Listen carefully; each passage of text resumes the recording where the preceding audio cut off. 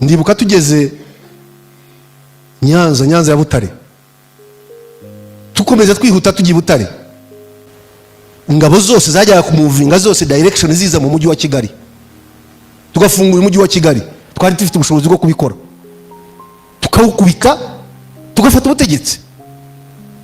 Ariko mission ya Fande yari ugutabara abanyarwanda bicwaga. Mwiruke mugana twese twagendera ku mabwiriza. Ntabwo umugabo yari yamaga, ntabwo yaruhukaga umunota n'umwe. Icyombo buri mwanya na telefone zabagaho, ariko icyombo buri mwanya cya message za Fande zabaga zisimburana ku kanya. Waba ukigana hanga akakubwira ati mbonye message irukanka, noneho uganirwa magana. Mwana ukigirwa magana akakubwira ati ahubwo mugani ka Rubamba. Waba ukigirwa, ubwo ndavuga giye mu bishe byo twaciyemo. Byo byose kwari ukurwana n'abajenosideri kugira ngo arebe ko hari icyo yaramira muri iki gihugu.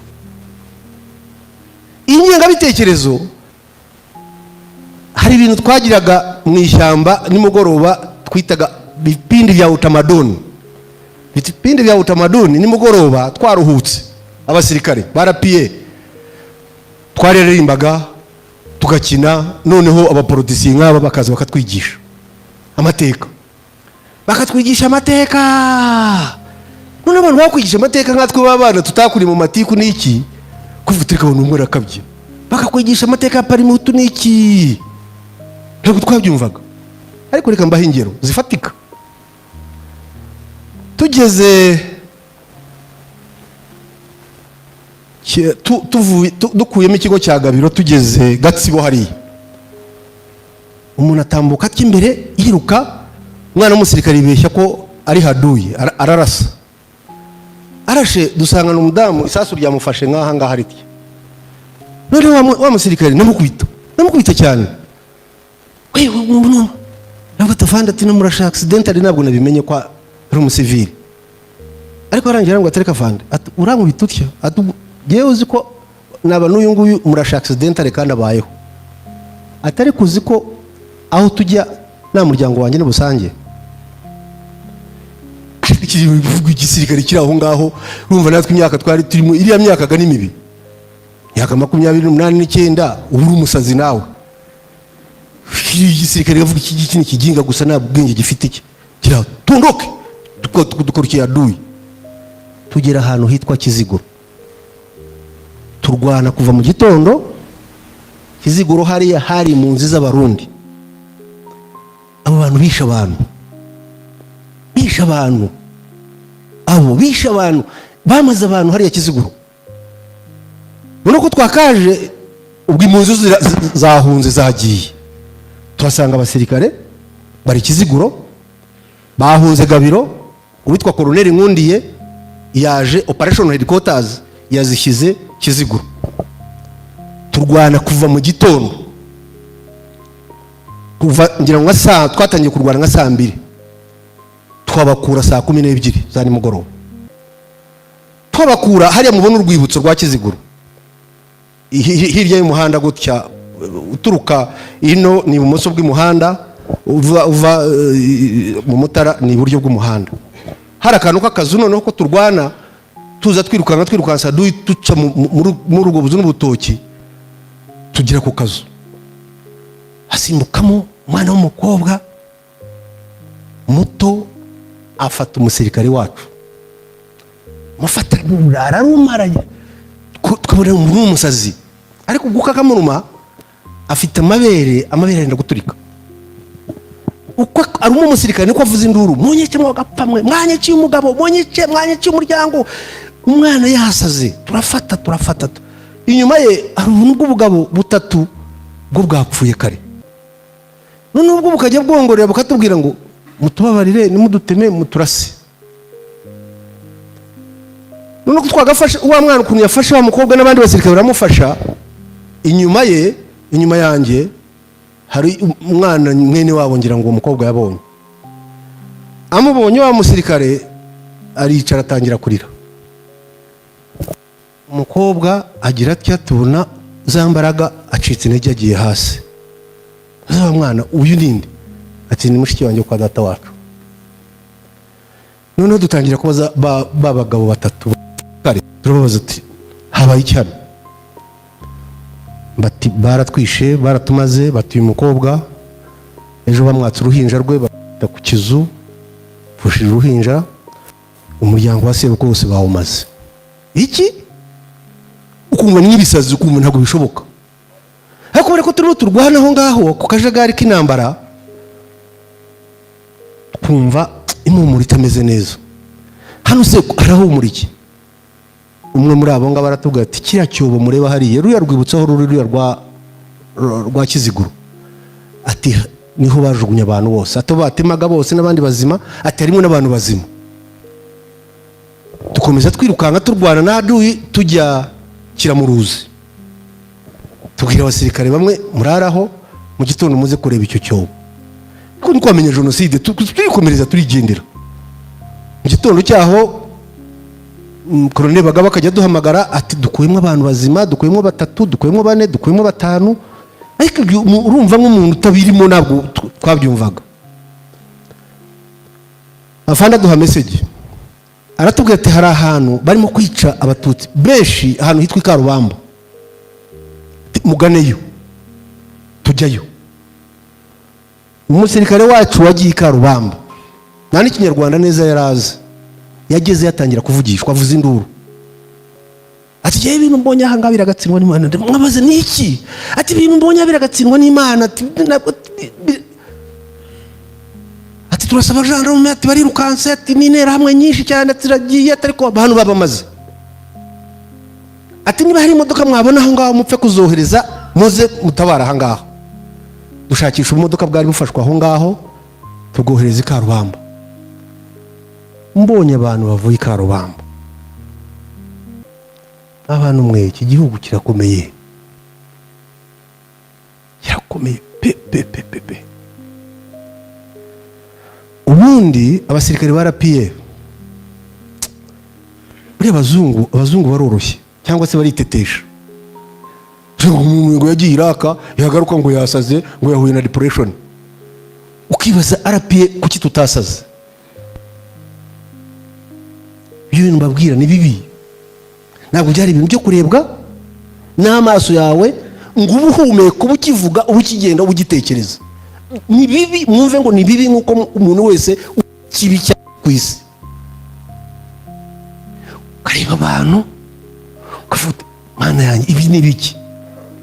Kiliziya bakagenda bakayisambura hejuru bakayikuraho amabati, munsi nk'aha bakahacukura, bagacukura aho mashini gani ziri za mitarayezu, bakazinyuza munsi y'itafari hasi, ku buryo abantu bari bagiye mu Kiliziya bose barwanye bananiraniyemo. Kugira ngo babakuremo rero bacukura imyobo imyenge myinshi, bagacishamo za mashini gani zipepeta hasi, bakuraho amabati hejuru, bakarupingamo za grenade, abantu barashira muri Kiliziya. Hano bose barabatijwe, ni ba Jean Baptiste, ni ba Joseph, ni bande muri Kiliziya. Yewe nabuze no kumamagara n'afandi, nabuze n'ururimi mubwira kuko naracanganye kwemera nk'umusazi. Navuze induru gusa umugabo akaberwa icyo mubwira, kuko mu buzima bwanjye nicyo kintu nabonye, niyo image yangiye mu mutwe kandi guhanganagurikamo biragoye. Turahava tugira Kayonza. Ndibuka mu gufata Kayonza wari umugaba mukuru w'ingabo z'u Rwanda icyo gihe, Bizimungu, abwira uwo witwa Nkundiye, amubwira ngo, ndavuga amagambo ye, ngo umuhanda abahutu basigaranye ngo ni uwo nguwo, ni umuhanda w'igihugu kuva Kayonza ni Rusumo, Cyanika inkotanyi zarayifashe, Gatuna inkotanyi zarayifashe, Kagitumba inkotanyi zarayifashe. Izo ni supply route ziza mu Rwanda. None ngo umuhanda aho kuvuga ngo umuhanda w'u Rwanda dusigaranye kutugemurira ni Kayonza, ati n'umuhanda w'abahutu, aturahava ujyane n'Inyenzi. Ubwo afane nawe hari message yaduhaye natwe, amabato yarari aho ngaho nayo ikomeye. kuvuga ngo ninde uhakura undi. Mu minsi ine turahabakura, tujya tugana nka Kayonza hari komine, ngaruka nimugoroba nsanga leta bagire bari kuri paruwasi ya Mukarange. Uyu mugabo yicaye munsi y'igiti, bagire yicaye munsi y'igiti arimo ararira. Yewe nkareba abantu baryamye mu mbuga ya paruwasi ya Mukarange, benshi cyane, benshi. Hejuru yabo hari umukobwa cyangwa se umudamu, ngira ngo nibwo bari bakimara kumwica, wari wambaye ikanzu ya zebra munini mwiza, ariwe numbi bashyize hejuru y'abandi bose. Noneho umugabo ararira. Yewe nkaza nsakuza mbaze abasirikare n'abantu bose kuki mwabaryamishije ahangaha. Mbaze abasirikare bo kwa leta bagire kuki abantu mwabaryamishije ahangaha. Umwana umwe arambwira ati atafanda abantu bose babishe. Niki? Ati babishe imigi ya Karubamba, noneho imigi ya Mukarange yo umutwe wangirikira kimwe. Kwibaza iki gihugu kiri mu bantu ki noneho ukatangira kwibaza ngo ariko iki nicyo gihugu cyacu twabwiwe cy'amata n'ubuki, kuko ababyeyi bacu bagiye batubwira ngo u Rwanda ngo rutemba amata n'ubuki. Iki nicyo gihugu twabwiwe, iki nicyo gihugu. Ni henshi ariko reka mfataho habiri. Aho rero hanyeretse ubugome iyi jenoside yateguranywe bwari bubi. Imana yagomba guhemba iki gihugu, ikagihemba umuyobozi nka Fande ugomba gufata biriya byemezo yafashe. Kuko iyo tugira umuyobozi ujenjeka, nyamuneka abantu bari bafite umujinya. Abantu barakina n'ibintu kuvuga amenya ngo Dorome ngo isi ngo irahari. Isi se, iyo se ntabwo yari hari abandi bitwa. Abantu bari baneshejwe, twabarushije imbaraga. Fari yarirukaga yarakinagiraga nk'inyamaswa ku musozi. Hamwe zari zitangiye kubibona ko bitoroshye, ariko Imana icyo yakoze abayemera cyane nuko yaduhaye umuyobozi uvuga ngo ibyabaye kambyita uko abarokore babyita n'abakristo, yenda nubwo naba nitekerereza ukwanjye, ariko kambyita uko babyita, kuko byise gutyo byaba byiza. Baravuga ngo hica Satani nabwo hica Imana, ariko bakavuga ngo Imana ngo igira imbaraga nyinshi.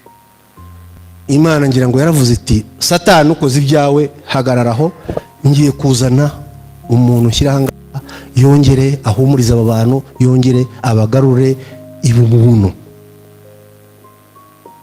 Mugabo arahagarara, fata icyemezo, aravuga ati ubikora wese arabizira. Kandi koko sika benshi babikoze barabizize. Ubwo impamvu ugeze aho ngaho rero, twarebye uko yateguwe, uko yashakiye ibikoresho, uko yakozwe, turi kuko uyahagaritswe. Niho turimo turahagarika genocide, irahagarikwa mu gihugu cyose, bitari ku bushake, bitari ku neza, bitari ku kwinginga. Amahanga arebera afite imbaraga, yadutereranya yatwihoreye. Ndibuka tugeze Nyanza ya Butare, tukomeza twihuta tugiye Butare, Fana araduhamagara aratubwira message yabonye, mufungiraho. Twari bake, twarwanaga n'abantu benshi, twarwanaga n'igihugu cyose. Mufungiraho mugeze, mujye kurokora abantu bari Kabgayi barimo barashira. Tugiye Kabgayi, guverinoma y'abatabazi niho yari yarahungiye. Kabgayi hari umuntu batubwiye witwaga ngo ni Gasirikare mu mihigo yari yarakoze, yarakuriye intera hamwe aho ngaho, yari yakoze imihigo kwica abatutsi 100. Umusirikare wa RPA wamurashe tugera i Kabgayi, yamurashe amaze kwica 99, abuze umwe kugira ngo uwo Gasirikare niwe wujuje rya jana yashakaga. Kabgayi ukareba, kandi kikuyobera mu ngoro z'Imana. Ariko abantu baravuga ngo Imana ngo bararwana ngo hari icyo bazageraho.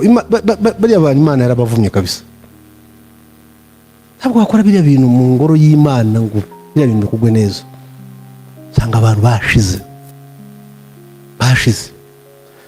So kugira ngo ncunguze uburyo umwete nsoze haze kugira ibibazo, nuko genocide yarakozwe irahagarikwa. Fezi turimo uyu munsi rero niyo kuyihakana. Fezi turimo uyu munsi rero niyo kuyipfobya. Kuko imaze guhagarikwa hakurikiyeho kubaka igihugu, gusana, kubaka abantu abari barokotse, abicaga, kuko nabicaga nta mutima bari bafite. Myaka rero 30 irangiye, sosiyete nyarwanda imaze gusubirana. Nicyo cyizere dufite ko genocide rwose ibyabaye byose byatubayeho byose, dufite icyizere ko iki gihugu ari igihugu kizima kandi cyiza. Nyuma yaho hakurikiye abacengezi. Niba mwibuka neza, hari aka audio kigeze, ka video kigeze gucaho, abacengezi bari ahantu hitwa Kamanyora bitoza bambaye mashara n'ibindi, ndetse haririmbwa n'indirimbo yavuze ngo rwigero runsubize. Ako kanya ngo bagomba kugaruka bakaza gukomeza genocide. Ariko fandi yarababwiye, niba mwibuka, hari imirongo yajyaga ducira kera. Twese twabaye abana, twajyaga dukina, keretse abasirimu b'iki gihe. Abana bacu bavukira mu mujyi nibo batazi ibyo, ariko umuntu wese wavukiye mu cyaro, kandi majority bari ahanga mwavukiye mu cyaro, ari imirongo yindi twajyaga duca, renga ngumene. So kuva muri 94 bagumye kuri renga, aho bagumye hungaho. Nabwo hariya kuri uriya murongo utukura wafanda akunda kuvuga, ntabwo bigeze bawutambuka. Kurinda uwo murongo rero icyo byafashije mwebwe bato mukaba mwicaye hano uyu munsi mutanga umusanzu ku gihugu cyanyu, mukaba mwarabyariye u Rwanda. Kurinda uwo murongo byaduhaye kuba namwe aho mumaze kugera, mumaze kuba abantu basishora, bareba, bazi ukuri. Uwo murongo rero cyakenewe kuwurinda kugira ngo namwe abo mubyara, kuko twebwe ubu cyiciro cyacu nicyo kurindwa. Muzi ko mu Kinyarwanda abaho ndinda dawe ndinda mwana. Ubu twebwe kigero tugezemo no kubabwira ngo ndinda mwana, muturinde sasa, kandi kuturinda no kurinda wa murongo. Ariko ni mutawurinda tuzakuroringa dukambakambe tuwirindire. No, abangaba tera bwoba gusa. Jo bunda fandera babwiye ngo ni za balloon, ngo you just need nuzuga tumuraho bigapfumuka. Ibigambo byo kujya guhuragura ibiganiro, turaje tugiye gufata u Rwanda so rufata ni ihene. Iki gihugu kikiyowe na fande iki hari abakibeshyaho, bazakibaza babigerageje, bacengeze bari bafite imbaraga, bafata Gisenyi bagera hano ku kirenge ahangaha, ntabwo mubyibuka. Ariko cyabakubise ntabwo bakize. Kandi icyo gihe twari tugikoresha ingufu gusa, ukajya gushaka imbunda, ukajya kuringa, kwereka duyi ngo ari hari. Ariko ibigezweho uyereka yo gusika kwereka uti ahangaha na duyi, wowe ukarekura gusa, ibipfa bigapfa bi. Igihugu ntigikinishwa. Iki gihe cy'abacengeza abantu hano mu mujyi wa Kigali, ndibuka icyo gihe abantu ugasanga baranywa champagne, abandi ntabwo bava mu muhanda. Ariko abantu ko batava mu muhanda ngo twafashe igihugu, ariko zishaye igihugu nuko gifatwa. Abacengezi bamaze kuba twamaze kwirukanka, abantu urugero bava mu muhanda, abantu ibintu birongera biratungana. So iyi phase rero turimo, izi zindi zose twaziciyemo, ni phase ya denial, yo gupfobya. Iyi rero ni mwebwe mukwiye kuyirwana, ni mwebwe mukwiye kuyirwana. hari amagambo afande yavuze ashyingura bajize jenoside yakorewe Abatutsi. Ryambere niba rarivugiye mwurire, niba ari Rukumberi hamwe muri aho sinibuka, ariko hari ahantu yavuze ko iyi si nta mbabazi igira. Iyi si tubamo nta mbabazi igira. Waba ukunda umwe muri abo bayobozi, waba ukunda, waba unyanga, ariko ufite inshingano z'iki gihugu, kandi inshingano z'iki gihugu ni uko dutekana.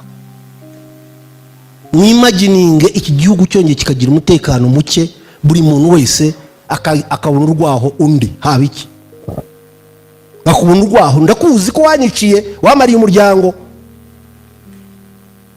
ariko amategeko n'umutekano bitekanije iki gihugu bituma nagukoraho. Uzi ko umuntu yahunga kujya gushaka duyi akabanza gushaka wowe, akavuga ati ariko najya gushaka duyi, uyu nguyu ari ahangaha nabaje gushaka uyu. Ariko bira ko igihugu gitekanye uyu munsi naho wabitekereza. Mu nyungu ya buri umwe twese ko turi ahangaha rero kugira ngo nekane nawe utekane. Wari ushaka nubyuka mu gitondo ukambona uruma amenyo ubugune nundebe uvuge uti kanirindira ishyano narireba muri iki gitondo rikanera icyaha, urebe iriya, ariko uraza kugenda bwire ubeho neza, bwongere buke ubeho neza. Ariko nundebe ukaza ushingikiye amenyo arashiramo, amenyo arashiramo. Muri rero iki gihugu mu kigumane, turwane n'aba jenosideri bapfobya babaye benshi, kumva nta nubwo na benshi, ariko za social media bajyaho umuntu umwe akaraho abantu ukagira ngo ni ibitangaza byabaye. Yeze kubwirwa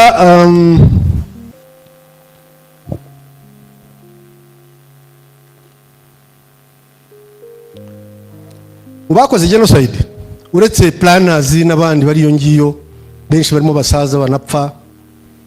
Kera ndibuka tukifata leta, hari umujenosideri umwe wavuze ngo umubare cyo baraza gusaza bapfe, kandi ubwo babivugaga twebwe turi mu myaka za 25 wafite imyaka 50. Ntukibaza se uyu nguyu udutega iminsi twe nawe nindi uri bubaze gupfa.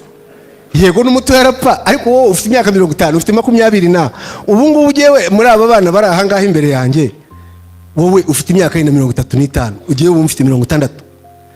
Koko ubu Bibiliya noneho ngo ivuga ko imyaka yagize 70. Ariko muri y'Abanyarwanda kubera ubuyobozi bwiza ubu tugeze kuri 70 ningahe? Aha, uriya mugabo ufite 30 yenda n'urugero. Uwo mugabo wambaye costume y'umukara ufite 30 yenda n'urugero. Giye mfite 60. Usigaje ufite inyongezo ngari yo kubaho muri iki gihugu nindi? Si wowe? Nuko kwikurwanira iki gihugu. Ntabwo ari igihe ugiye gupfa mu gitondo. Giye nshatse navuga nikasahura ibyanye n'ubundi sigaje igihe gitoya cyo kubaho nipfiri. Ariko wowe uracyari umujyambere. Niyo mpamvu mugomba kurwanira iki gihugu mwebwe mutirebye ngo uyu ni runaka uyu ni runaka. Aba rero derere kuva yagenda muri 94 n'ubu iracyahari. Kandi ikibazo cya FDLR ntabwo ari umubare. Baba batanu abicumi, ikibazo cya FDLR ni inyenga na ideology. Baba bicumi ya ideology iri poisoned niyo barimo kwigisha Abanyarwanda.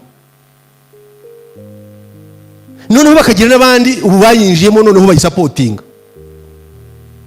Kumva rwose abagabo hano i Burundi, kumva Kongo bayisupportinga cyane rwose. Mubona hakurya ha za social media muzibaho, aho umusirikare w'igihugu hakurya ha muri DRC abaturage bafata umusirikare w'igihugu bakamutemagura bakamuteka bakamushyira mu isafuriya. Umusirikare w'igihugu bamuziza ngo isura y'ukwasa, yenda nkanjye ngiyeyo bashobora kutandema bakavuga ati isura y'uyungwira. Abandi noneho bafite za zindi zigeze zitya baba bafite ibyago hariya. Yeze kubona muri media umusirikare Emeja ari kumwe n'abagenzi be mu modoka, ngira ngo yari na medical assistant. Meja zina ndaryibuka no mutwe Major Kaminzobe ari kumwe n'abagenzi be mu modoka. Emeja w'igihugu mwumve ideology ahibera mbe. Bageze kuri road block militias intera hamwe bativa mu modoka, mugenzi baricara rwose kirere arashya, bamukuramo bamutema ijosi, bamutema amaboko, baratema ingwe bashyira mu maguduriya barateka. Come on, mu modoka nubwo twaturi babiri, wanyica na mugenzi wanjye, nabarasa ngasigara irya nyuma gusa. Kweri mugenzi wawe bakamukuramo bakamutemagura, ureba ideology nti. So FDLR ni ideology, ntabwo ari ikindi. Kurwanaho byarabananiye. Ese wambwira guhera mu myaka 30 bamaze hariya barwana bakora iki? Ntabwo rero byashoboka. Ariko iyo ideology niyo mbi kandi ifite n'abafana bayo. Amahirwe rero tugira nuko tugira umuyobozi uturema, akadukora, katwereka umurongo, kadushakira ibyangombwa byose tukabasha guhangana n'ibyo. Iyo mvuga ntabwo mvuga byaba ingabo cyangwa inzego z'umutekano, ndavuga mwese, kuko mwese arabarema. Murize, mwakoze kose zitandukanye, mufite ubuhanga butandukanye, ubwo buhanga nibwo mukwiye gukoresha. Iki gihugu ejo mwagisigarana umwe muri mwe, abandi bazahitamo bati tuyobore, agasigara mu gihugu kimeze gityo. Tumaze imyaka 30 nta mwana n'umwe w'umunyarwanda wavutse muri icyo gihe uhagurutswa mu ishuri ngo yuri runaka. Tumaze imyaka 30 nta munyarwanda n'umwe ufite imyaka yo kubona icyangombwa ugera kuri bariyeri ngo umuntu arebe mu cyangombwa cye arebe ubwoko bwe. Tumaze imyaka 30 n'akadugudu na kamwe karatwikwa kazira abagatuye abaribo. Tumaze imyaka 30 nta muntu urapfa azira ubwoko bwe. Tumaze imyaka 30 iki gihugu kitavogerwa. N'urukwavu ruvuye mu kindi gihugu rugahungira muri uru Rwanda kugira ngo rukurikirane ujye kugira icyo rukora, ubanza kubona icyangombwa cyo kurukurikirana. Ntabwo ari nk'ibya kera aho abantu bahagurukaga bakaza za 70 na kangahe, abarundi barahagurutse hariya ku mupaka Nemba, baraza bashinga baroni, baravuga ati aha ni iwacu. 73 ngo Habyarimana aravuga ati kubera ko deta twakoze ubu abarundi barashaka kuturasa, iki gihugu rakireka ahantu barahika barahatwara. Umugabo witwa Idi Amin azana za migi ajya kwirebera inshuti ye Micombero Bujumbura, araza without any permission, arandinga Kanombe airport. Abasirikare bahunga, abantu bose bajya kwihije indege za Amin zaje. Tumaze imyaka 30 n'urukwavu iyo rwinjiye hano ruvuye mu gihugu kugira ngo uzajye ubisabira uburenganzira. Kwesuzugura se bagakura he? Kera bajyaga batubwira ngo ukuntu Mobutu na Habyarimana bajyaga mu kiyaga kuroba bishimye. Noneho Habyarimana araroba. Of course u Rwanda buriya ni urwa mbere muri bintu byose. Arobye aba DSP baravuga ati subizamo ifi ya grand frère ntabwo irazamuka, banza usubizemo. Noneho twimagininga uyu munsi uwo mukino ubayeho, afande ari hariya usibye no kujyamo kwa mugora, ariko twimagininga ubayeho koko byakunda ko ifi yindi yasamuka irwa itarazamuka. Mu gisirikare aribyo twitaga matunda. Matunda ni sinzi uko nabyita mu Kinyarwanda. Ibyiza mu Rwanda bakavuga ngo matunda yako mbere, ibyiza biri hehe? Biri imbere. Nyuma ya genocide hari ibyiza twabonye. Twababonye bato, twababonye mwarahungabanye ku bose abishe n'abiciwe, ariko bya byiza twabwirwaga turabona mwarakuze, turabona mwarashatse, turabona mwarabyaye, turabona mu gihugu cyiza, turabona mu gihugu buri muntu wese yifuza, turabona mu gihugu cyubashywa. Ejo bundi imyaka 30 yo kwibuka mwarebye isi yose kuniza kubaha no kuramya abanyarwanda agaciro kariya. Iyo tugira umuyobozi wa Kenyegi ntabwo kare agaciro tuba tugafite. ntabwo iki gihugu tugifite gisa gitya gikeye gitya. Ndangiriza kuri abo bamwe mu bapfobya jenoside, si abajenosideri gusa, harimo n'ibisambo ndetse bimwe twabanye. Ariko ukavuga ngo Pascal ni Commissioner General wa Rwanda Revenue Authority, nyakubahwa Perezida wa Repubulika wamwapointinze, mu gitondo akabyuka yapointinze Charles n'urugero. Pascal kugira ngo yemere kwava muri ya modoka ya protoko gufungura, bamwubahanya kubahwa, bafata intebe bajya kwicara bakayifata batya, bikamugora akabyimba, isi gapfa, akavuga ati no ngewe who are you, wakoze iki? Ariko akibagiza ko iyo Perezida wa Repubulika amwapointinga, amushyira muri uwo mwanya, ntabwo amubaza. Wumva wicaye iwawe ukumva ngo nyakubahwa Perezida wa Repubulika yagennye Pascal kuba mukuru wa Rwanda Revenue Authority, maze amatelefoni, felicitation, abashaka akazi, abagira bate,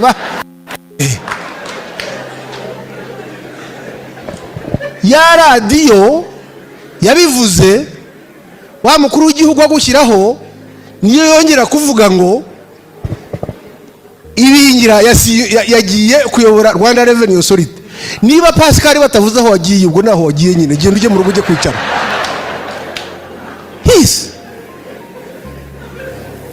Ufite umuryango wawe, subira mu muryango wawe, genda ukora akazi kawe n'umuryango wawe, mu gitondo wongera utegereze deployment y'igihugu izongera kuguhamagara, yongera igira ite deploying.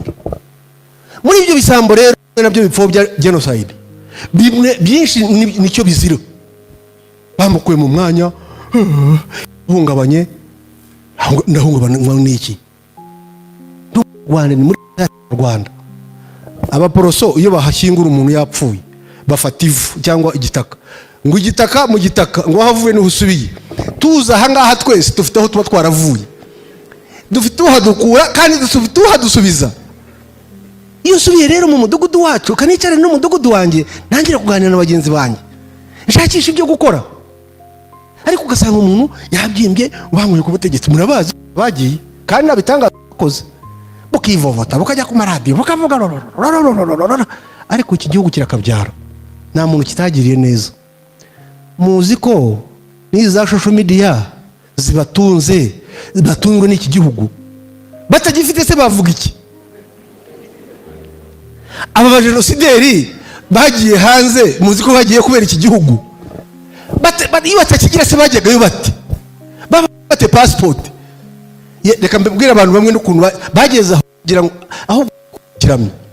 Uzi ko hari umuntu gusa wazaga ari n'umunyamahanga, hari umuntu wigeze kujya South Africa asanga ambassador wacu, hari umuntu Nigeria muri za 97 ajya kwidekarara, yidekarara umunyarwanda. Noneho bahamagara ambassador w'u Rwanda, batari ko hari umuntu wanyu, yamubaza akumva umuntu ari Kinyarwanda azi. Ageze aratinyuka areba ambassador mu maso, ati genda nkunze abatutsi, ati ngo aravuga igitutsi, genda avuga igihutu. Uzi ko abantu bagiye bakereyiminga kugira ngo babone ubuhunzi, bakagenda bitwa, nta muntu n'umwe utaritwaje iki gihugu, nta muntu n'umwe utaritwaje ubuyobozi bwacyo, nta muntu n'umwe utaritwaje amateka. Barabenefitinga, babibonyemo ibintu. Ubundi rero icyo bakabaye bakora kubona ubwo buhungiro n'ibindi bashaka, bamara kubibona bakabaye bagaruka bakaza kubaka igihugu. Niba rero batabikoze, mwebwe abari mu gihugu nimwubake igihugu muzi icyo mukora. Nagira ngo banyakubahwa rero minire hano, ari umwanya wo kuza kubaza. Ariko tuvuga ngo muri imyaka 30 n'indi zaza 30, nk'uko afande yabivuze, nta jenoside izongera kuba muri iki gihugu. Umuntu ugifite igitekerezo cyo kuvuga ngo wakongera akaduha tukabona uko tubagira, ntabwo uzabibasha. Byananiranye cya gihe, ntabwo byashoboka ubu ngubu. Ubu abantu bose barabizi, abantu twese tuzi uburyo bwo kuba umuntu yarwana. Nawe rero byakundira, ahubwo ibyiza ni ugutuza abantu bakabana. Bariya abanyamerika twirukanyiramo, tuzi ko bategeka isi, unashatse ibibi byabo baba bafite wabyihorera ariko ukareba ibyiza byabo tukaba ari byo tugenderaho. Ndabara mwebwe mwize. Uyu munsi Minister wa Defense wa US ni umwirabura, undusha kwirabura nta n'akayo bafitemo nk'aka bamwe muri mwe. Ejo bundi uyu mugabo Trump yasimbuye umwirabura, barabanye. Bo icyo bakeneyeho ni ubuhanga bwabo gusa, kuvuga ngo ariko cyarisi ubuhanga bwe nitwabukoresha tukavugurura inzu ishyushye niyongere kudushyuhira. Nibyo tubakeneye, nta kindi bakeneye. Ariko twebwe ukareba umuntu umuhanga ugatangira kumureba mu moko. Akose kiriya kizuru cye kimeze gitya, kariya kazuru ke kameze gatya, ubu yatumarira iki? No, reba ikiri muri brain. Aricyo ureba. Naho rero honyine hatuma twubaka iki gihugu kigakomeza kuba kidadiye. Mu magambo ahinnye nasorezaho muri iyi minsi, ibintu musigaye muvuga imvugo zaje nziza kandi ari imvugo nziza, ngo twimana u Rwanda. Bantu batoye ni mwimana u Rwanda, mutirebye ya wa mwanda w'oko. Murabona RDF kunijya yimana u Rwanda, iyo turwana twebwe RDF y'Rwanda ntabwo ureba izuba. Namwangalia mwenzi yako, niba usumirijwe ibumoso bwawe ukamubwira tambuka nkubitira ibumoso, niba ari iburyo wasumbirijwe tambuka. Niba umwaza aturukiriye ukavuga uti muteho mujye inyuma, mugene mu muturuki inyuma. Bagukubita isasu akwikubita hasi, ntabwo ujya kumureba ngo utamfataho n'icyo kizuru cyawe. Oya, araza akakusakuma uko wakabaye, akakwimana, akakwima umwanzi, akagukura ku kibuga. Ubundi bose viringira ngo nicyo kibatera n'ibibazo. Mugira ibibazo byinshi mu mutwe. Nanjye ndi umusivili, ubu ngubu nanjye ndi umusivili, ariko ibikiya byo umaze kureba hanze hanga ubu ntari ibintu kayiberwa ibyo ari byo. Ariko ubundi mwese mwakabaye mu bingabo z'igihugu, izi nzego z'umutekano mureba hangaha zigira umwihariko wazo, ntabwo zibeshyana. Zigaraba ziti ndapfa kandi uri mu ni runaka niwe uzambika, ndapfa niwe uri bunkure ku kibuga. Ariko abasivili bamukora imibare, ubu komiseri generali yanyimye akazi ntabwo mu mwanya munini, ubundi ubu ndahembwa, ukareba ibihembwa, ukareba ibyo ngibyo. Umusirikare ntabwo bitekereza, umusirikare aratekereza duyi nakundoka. Ariko birimo biraza kubera ko aho babatwariye mu matorero, abantu mukajya mu itorero kujya kwiga, havayo ibintu byiza. None ariko mutabyumva nabi ngo mwumve ngo no gusuzugura abantu. U Rwanda abantu ibyo ni ikintu umuntu abacishijemo gusa ngo mugire, ariko tuzi ko iki gihugu aho kiba kigeze ni mwebwe. Kansoreze rero ku kazi mukora, ni mwebwe mu collecting imisoro y'igihugu. Igihugu kugira ngo kibeho ni imisoro.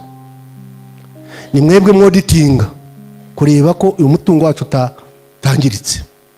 Ni mwebwe mukurikirana amatora yo wenda aragoye, buriya nuze ya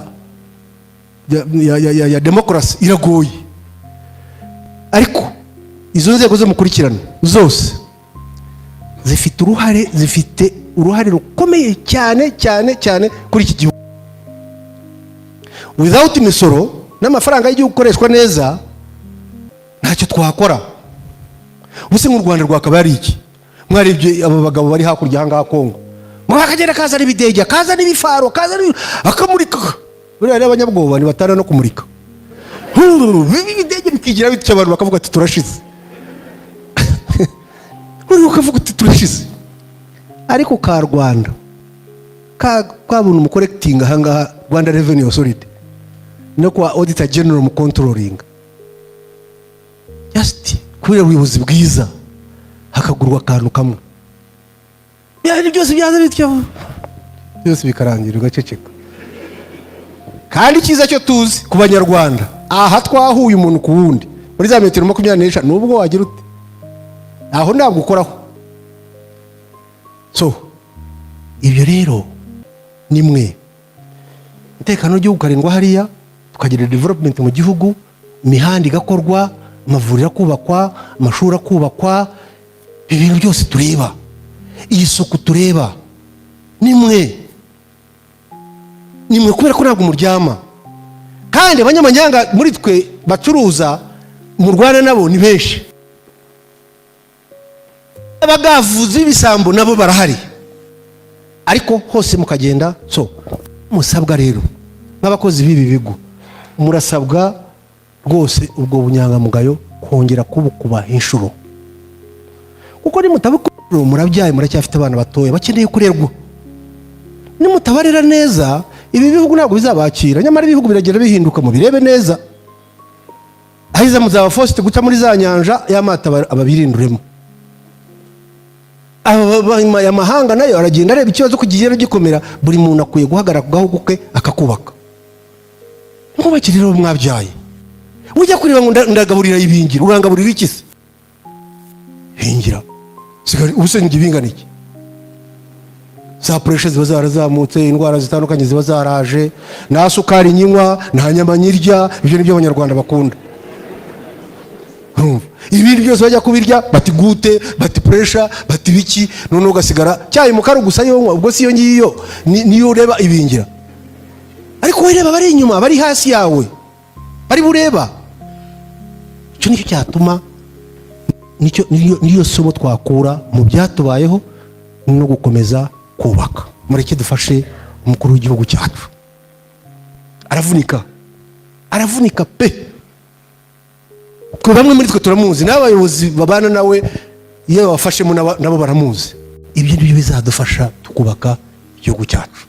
Turahunganye umuntu bateguye yenda byinshi ibyo yavuga, kuko amateka y'imyaka 30 ntabwo yarangira nonaha. Ndeka abanyacyubahiro muri hano, minire hano, ndetse master of ceremony nabonye hariho kuza kungurana ibitekerezo. Noneho namwe tubahe urubuga twumve ibibazo twaganishaho kugira ngo dukomeze twubake igihugu cyacu. Kugira ngo mukomeze mwihangane,